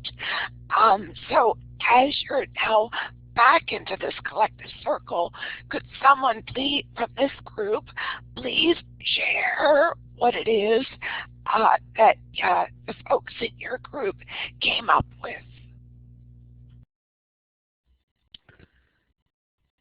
This is Anik. I believe this is our whiteboard. I was with Thomas, had a very nice conversation. It was nice to hear his voice, different than just reading on the Google group there. So we took a break and then came up with some ideas. So we have here assignments around values, culture, working with organizational development to clarify purpose, values, etc. So with an organization who's, I guess, has not had the opportunity to do that yet. Thomas talked about using it with family, starting with assumptions. He seemed pretty excited about trying that out with his family. And I'm sure it's going to be very engaging. I was thinking of using it in individual coaching to really bring out the current patterns of the person and seeing, what their vision for their being for the future is. We talked about the link between the Medicine Wheel tool and the Deep Essence tool, and that how we could use them together. For instance, in the leadership quadrant, using the Deep Essence tool to explore leadership, so purpose, assumptions, values around leadership, etc. In the planning meeting, to get data before an intervention, and also to explain to clients how the work that we do goes below the surface. To contrast it with, you know, for instance, the way you had the first Deep Essence tool and what they've been doing so far and how we go deeper than that.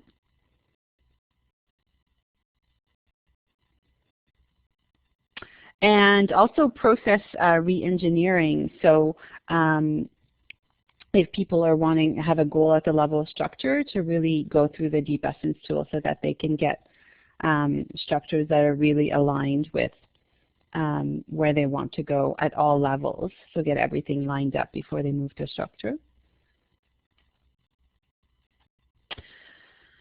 And that's it for me. I'm just going to pass it over to Thomas to see if he's got anything else to add.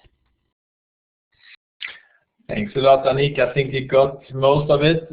One thing that you mentioned as well was to use it for visioning and also to build on the foundation that this tool gives.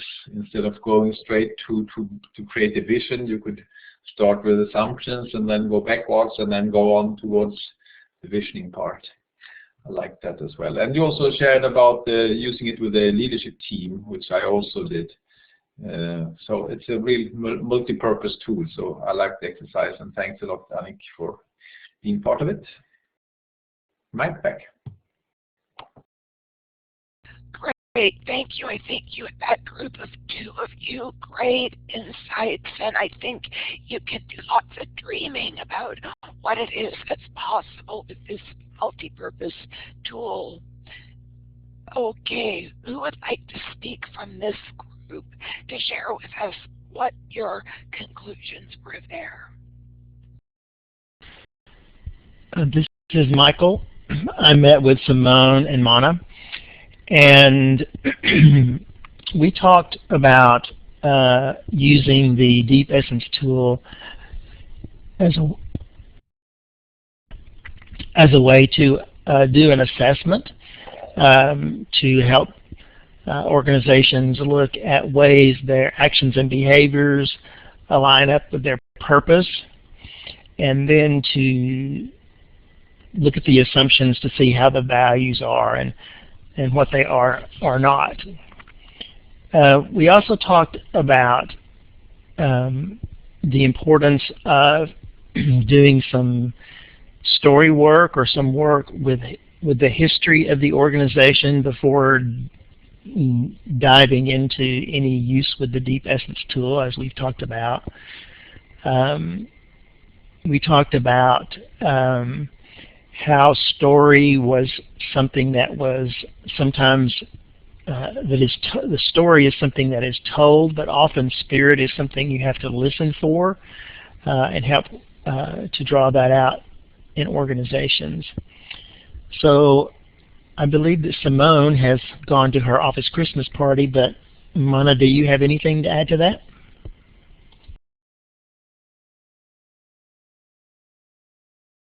I think an interesting discussion we had was about you know, how the container really helps to create that sort of, you know, safe space where people feel that they can share.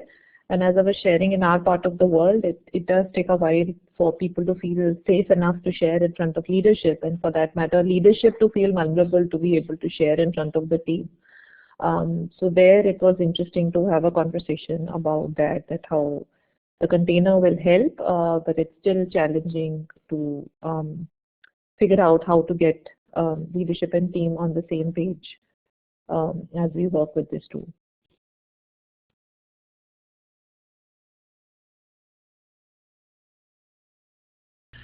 Thank you to you all, and just it is an interesting exercise sometimes to let leadership do the tool in one process, for the team to do it in another process, and then to make comparisons.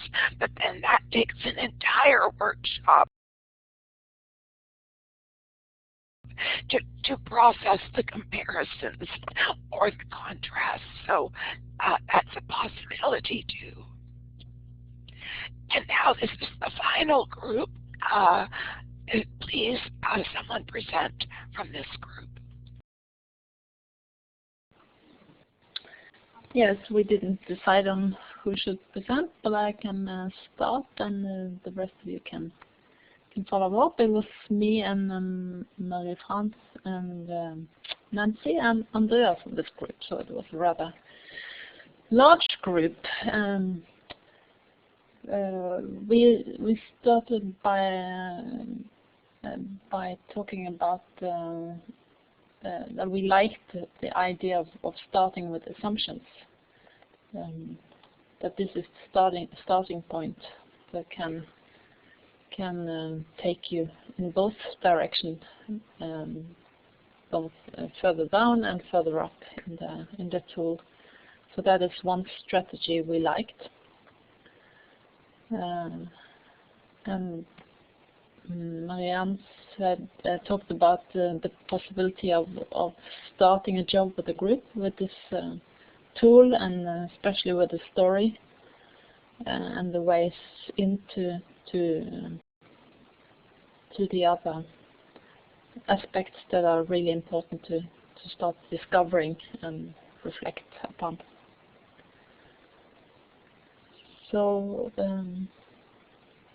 I just said also that I shared a strategy I had, or a way I've used it anyway, for harvesting in a follow-up meeting after an open space, when we looked into all the reports to see what was really emerging from this meeting. We used Deep Essence tool for harvesting, so just by asking what kind of stories are emerging here, what does this tell us about purpose, values, assumptions, things like this. And it was a very rich way of harvesting. So maybe someone else can take it from there.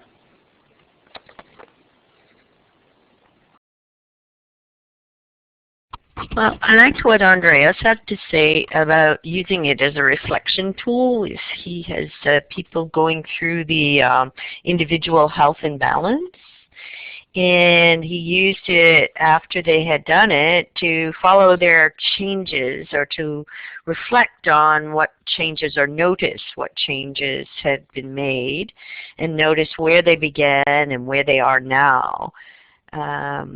And then I think he also added it's a tool to reflect for yourself after you've changed through the coaching, if you live the changes and understand the interdependency of the parts of the deeper essence. So it's a good reflection tool.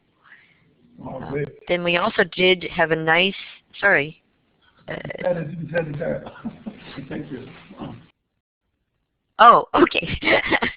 I also liked the exploration into values, because values and how they show up, it was an interesting sort of, where do values fit and how do they come? And so there was I think a good conversation about, how do they show up? When do they show up? Do they just show up? Do we just, is it something we, want to drive the conversation around values? Or is it more important to just pay attention to what is showing up? And do we even need to pay attention? So I think there's an interesting place there for inquiry about values, because sometimes it's important to notice what's showing up, and sometimes it's just self-evident, I think. Anyway, that's all I'm going to say.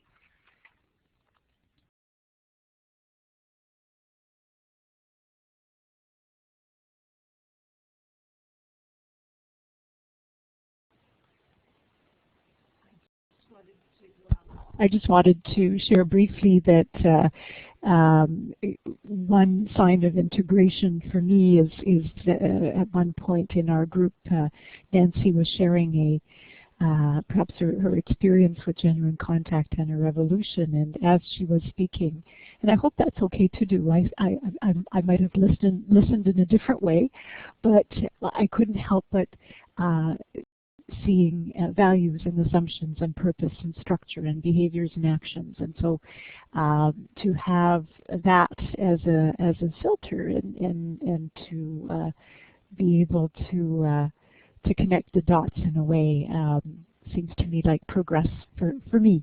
So I just wanted to share that and also thank the people in my group for their insights. Wonderful. I thank you all. And I also, as you were all speaking, each group got a few insights of my own. So I think that no matter how many years one works with this tool, there's something new to learn. It depends on where we focus in any moment in our own learning. So I certainly invite you to keep learning with it. And Rachel, now over to you for the closing circle for today. Thank you. I'm going to bring us back into our circle so we can see each other. I'm going to take bells so that I can have them to start. This has been, of course, as always, a really rich learning opportunity. Thank you all for gathering with us, for participating in these conversations, for offering your own insights and experiences, and for all the learning that all of us have experienced. I have enjoyed it, as I always do. I'm going to bring us now into our closing for the workshop, and as you may expect, I'm going to be passing my bells to my left, which means that Hege is going to be the first one to have that opportunity to speak, and then we'll continue passing the bells around the circle for any final words that you might wish to say about the closing of this workshop content. Of course, you are all invited to join us for that extra bonus meeting that we set up for January 13th, which I believe is Friday. It's going to start at 9 a.m. Eastern, and it will be an opportunity to speak about and learn about and continue reflecting with each other on this Deep Essence tool. It's an opportunity for those of us who are here live in the workshop, and also for those who have been listening to the recordings to get in on that conversation together. So we will see whoever is available there. And from that point, then we'll go forward in all of our learnings together. So thank you so much for joining us today, and I'm going to pass it to Hege for the beginning of our closing circle.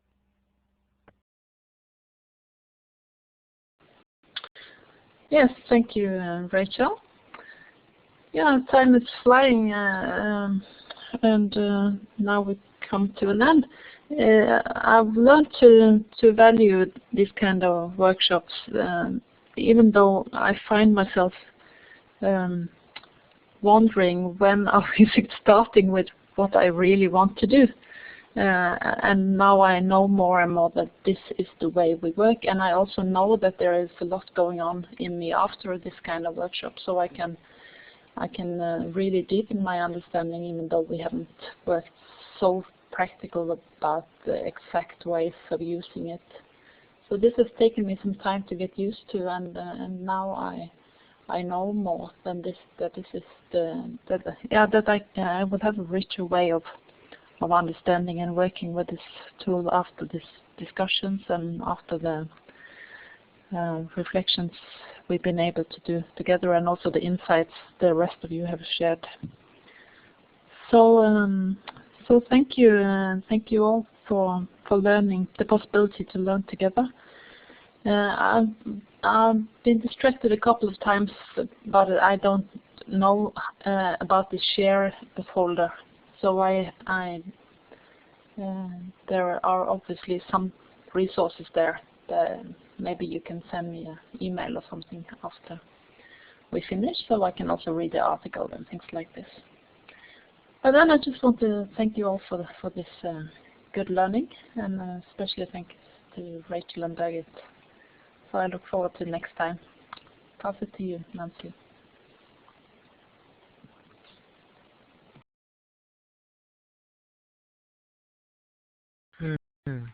Thank you.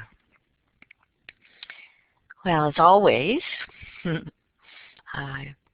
my heart is full, my mind is full, I enjoy the conversations.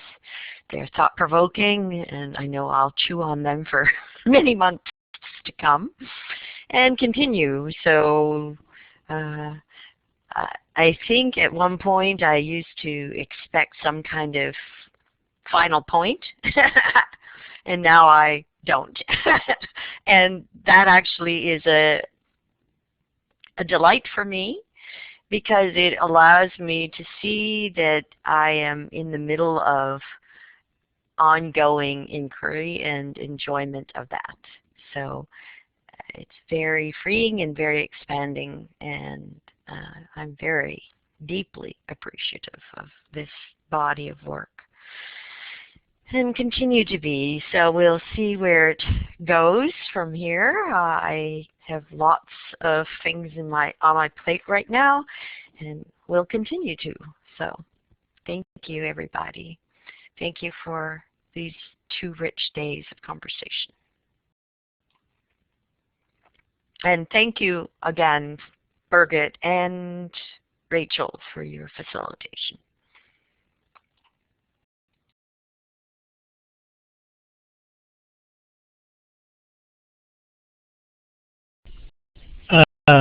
As always, time in the circle with friends far and near is heartwarming and stimulating, and I always appreciate all the wisdom that shows up in the room. So thank you, Birgit and Rachel, for all your work.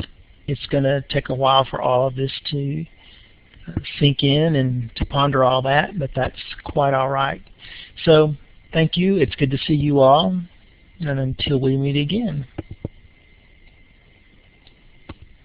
I also wish to thank you all. Lots of great wisdom, lots of great sharing, and it does feel like we've been together for 2 whole days, and yet it was only 1 whole day divided into 2 half days.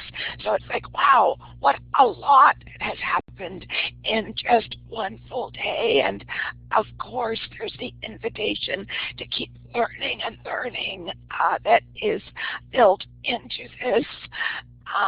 We hope that by adding that session on January 13th for you to come and share what you have learned, how you have applied it, what your questions are, and so on, is going to be of help for you in your learning journey with this Deep Essence tool.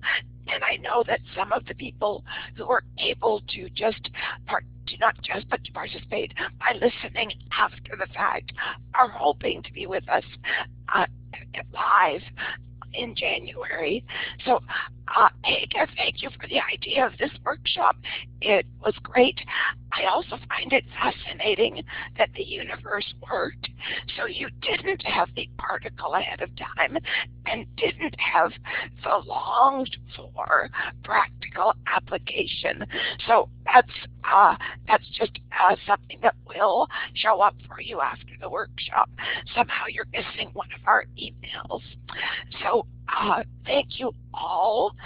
Rachel and I love working together, and we are going to be offering more online workshops in the spring, and we have called, or in the rest of the winter, pardon me, we have called this these workshops that are coming up to be about regrouping on the foundation. And so please stay tuned on the list and through our newsletter for these workshops that are coming up. It will be Path to Organizational Health and Balance, and achieving and regenerating organizational health and balance. And then a great session on individual health and balance. All of that done online.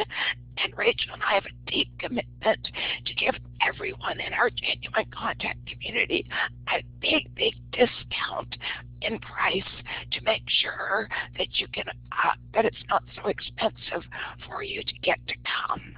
So please do look for that. I hope you consider joining us. Over to you, Thomas. It was a pleasure meeting all of you in the circle, and thanks a lot Rachel and Birgit for all the preparations and the invitation, and Hege for initiating this. I learned a lot about the depth of the tool. I was the one who put up the fear of nothing new, but I kind of knew that there was a lot more to dig down into the tool, so it wasn't that serious. But sometimes it's a feeling when you have worked with a tool for a long time that maybe you know it, but still when you the tools that we have in the program here, they are really so deep and rich. And one of the biggest ahas for me today, it was really, I had the feeling sometimes when I worked with organizations that there was not really so much energy when they talk about doing work on values, because usually they don't really know why they're doing it. It's just something that they need to do. And I like the idea to work on assumptions first, and then to think about what values do we need to support the assumptions that we really want to bring in for the future.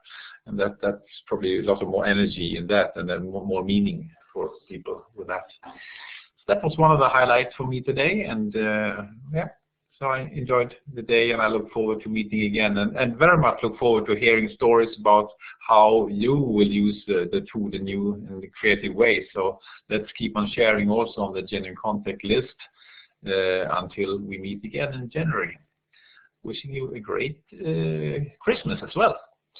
Mike, over to Mana. Thanks, Thomas.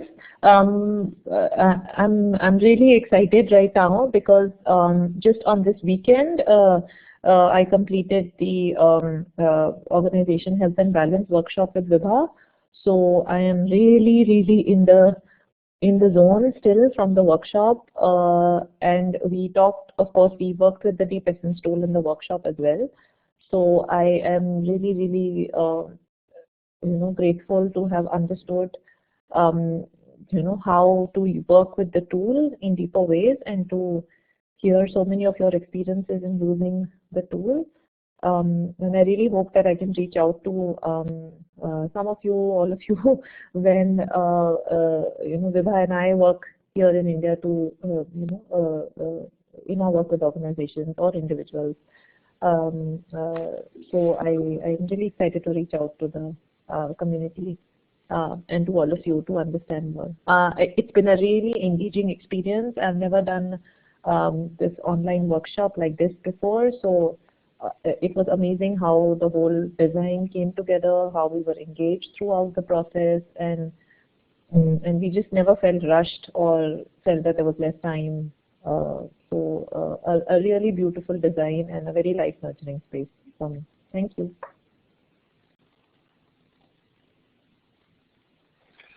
For me, it was an amazing, beautiful, powerful circle. I've had so much protected and supported. And Birgit and Rachel, I really thank you so much for all the efforts you made to keep us together. I've really, sometimes I couldn't hear the words, but I got all the wisdom I heard, and this is so amazing.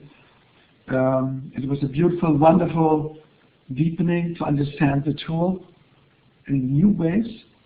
And it was amazing.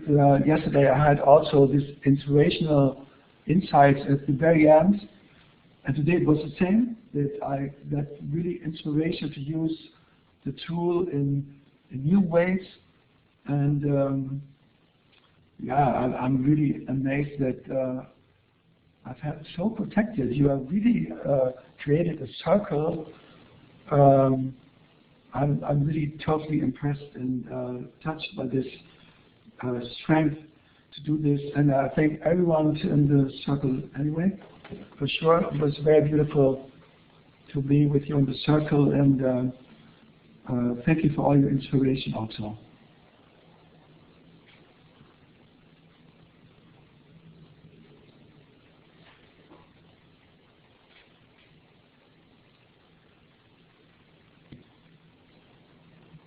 I think Henrik had to leave, so I'll take over the bells. I'll echo a lot of the comments about the feeling of really having delved into to this topic, and it was wonderful to hear Birgit's view on it. I trained with other wonderful trainers through Genuine Contact, and so it's also a wonderful opportunity for me to go to the source in a way, and so I enjoyed this webinar very much, and very much love the space that was created with everyone of you, all of you. I will say that I love this format of, bite-sized webinars. I've been thinking a lot about my professional development in Genuine Contact of late, thinking that I wanted to go through the materials again, and wondering if I had time for taking modules again as a whole, but having this bite-sized, this time to deepen some of the tools is really, really precious. And I thank Hege for suggesting it, for Rachel and for Birgit for taking it on, and having this invitation to join, and at a very affordable price, I have to say. So thank you again, everyone, and I'm looking forward to the next offerings.